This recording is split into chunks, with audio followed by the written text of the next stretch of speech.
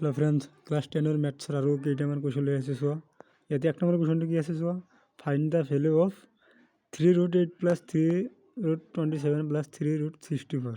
Okay, इते चुआ चारिटा ऑप्शन আছে। ইয়াৰ ভ্যালুটোৰ এনসাৰ কোনটো হ'ব চাৰিটা অপশনৰ ভিতৰত এটা আছে আৰু কোনটো কেনেকৈ অপশনটো এনসাৰটো হয় সেইটো মই স্টেপ বাই স্টেপ আজি বুজাই দিম। ফাৰ্ষ্টতে চোৱা কোৱেশ্চন মতে কি আছে 3√8।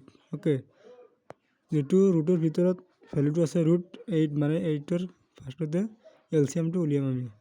এলসিএম উলিয়ালে কি হ'ব 2 4 2 2। ইয়াতে 2 কেইটা আছে 1 2 3 3টা আৰু পিছত আছে প্লাস, পিছত আছে 3√27। এবার আমি রুটের ভিতরে যেটা 27 আছে সেটা আমি এলসিএম চাম 27। এটা 2 না যায় 3 রে দিম 3 9 3 3। ওকে, দুটা গেল।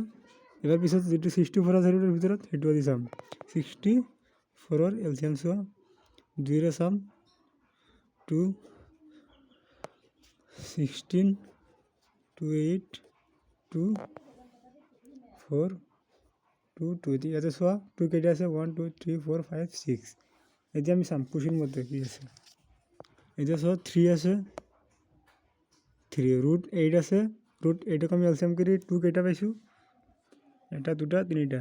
ইয়াতে ভিতৰত 2 তিনিটা দিয়ে 2 × 2 × 2 প্লাস প্লাস 3 3 √√ এতিয়া 27ক আমি এলসিএম কৰি কেইটা 3 পাইছোঁ 1 2 3 তিনিটা 3 দি দিয়ে 3 × 3 × 3 প্লাস প্লাস 3 3 √√ চোৱা 64ক আমি এলসিএম কৰি কেইটা 2 পাইছোঁ 6টা। ইয়াতে 6টা 2 দি দিয়ে 2 × 2 × 2 × 2 × 2 × 2। ওকে, 6টা হৈ গ'ল।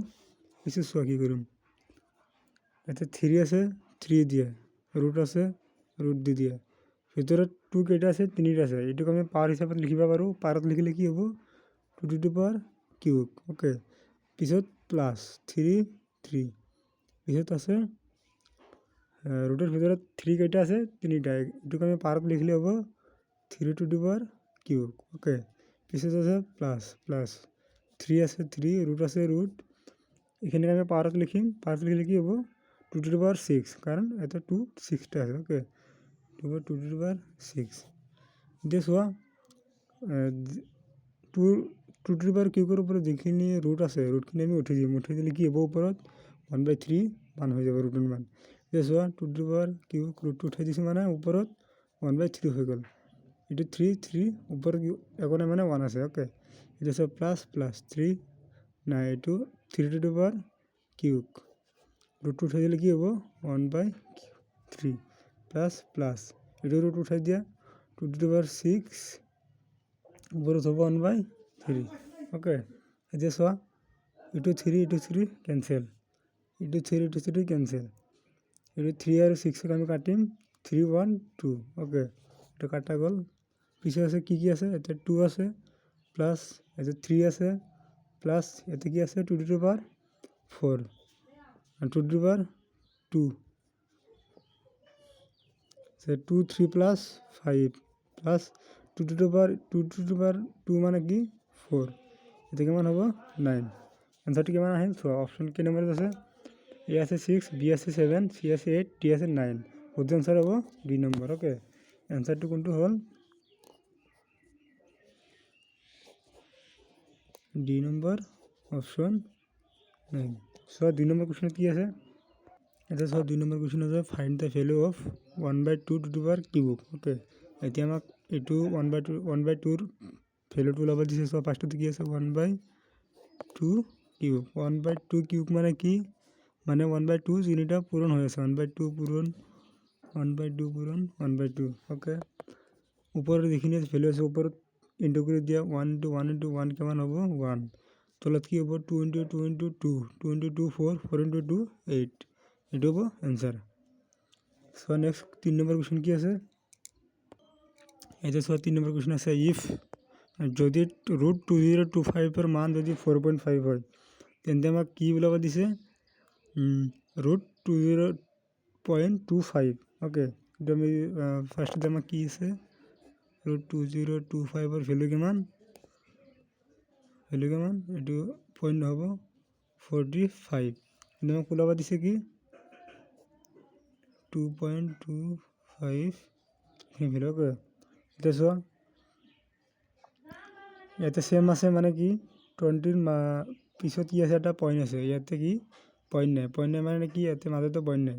এতিয়া 20ৰ এলচিএম কি 4, 25ৰ এলচিএম কি 5, মাজত কি আছে পইণ্ট, 4ৰ পিছত মাজতে পইণ্ট দি দিয়া হৈ যাব।